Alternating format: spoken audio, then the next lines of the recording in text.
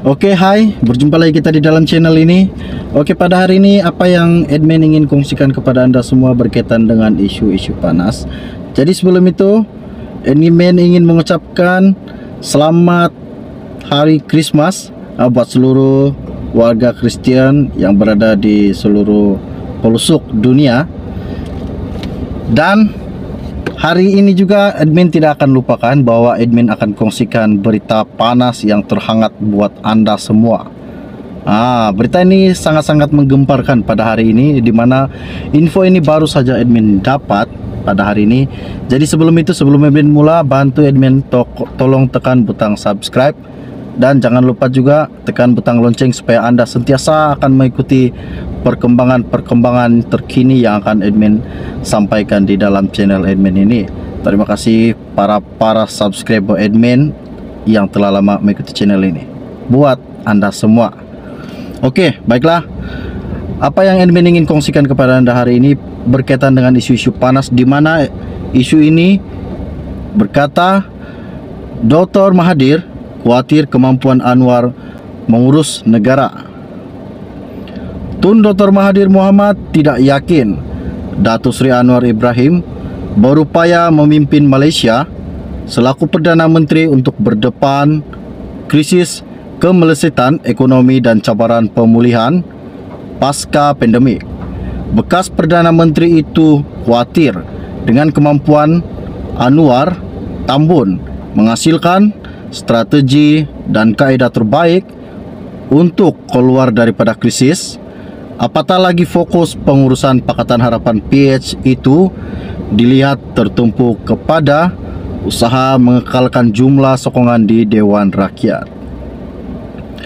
Dr. Mahathir berkata, ia terbukti berdasarkan prestasi Anwar ketika berada dalam kerajaan lebih 20 tahun lalu dan mendakwa bekas timbalan dalam kabinet ketika itu tidak dapat menangani masalah ketika menjadi pemangku Perdana Menteri pada tahun 1997. Selain itu juga beliau mendakwa Anwar yang juga selaku Menteri Kewangan ketika ini gagal mencari jalan penyelesaian apabila krisis kewangan melanda dan lebih rela mengikut pendapat tabung kewangan antarabangsa IMF dan Bank Dunia yang berisiko menyebabkan Malaysia muflis. Apa yang dikatakan pada masa saya jadi Perdana Menteri?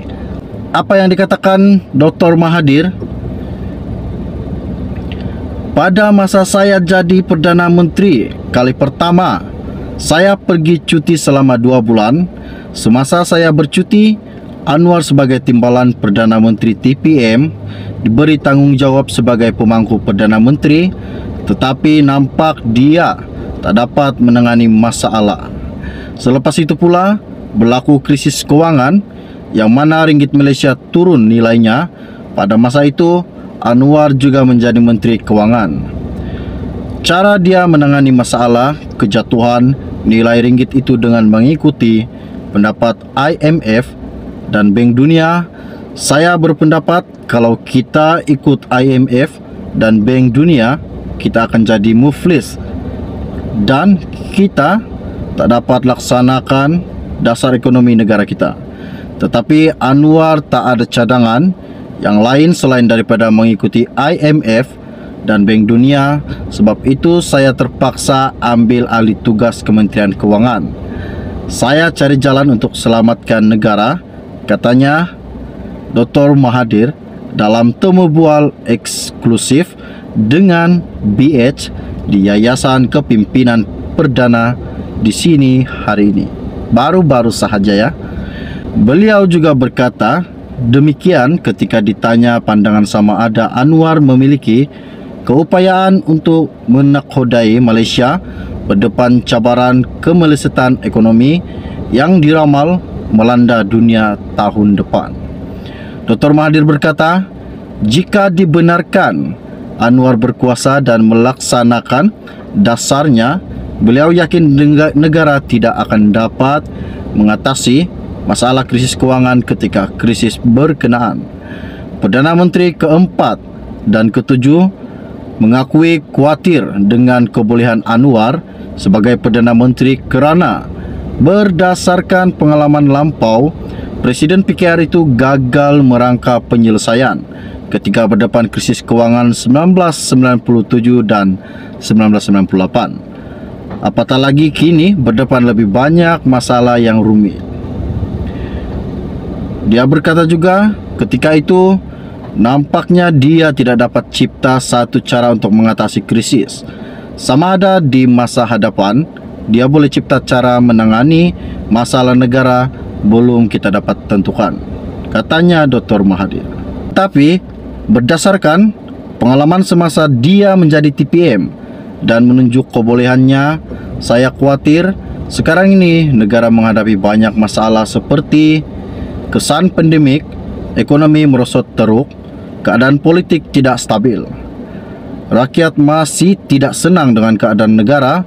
Banyak masalah yang perlu ditangani oleh kerajaan Anwar, katanya Dr. Mahathir.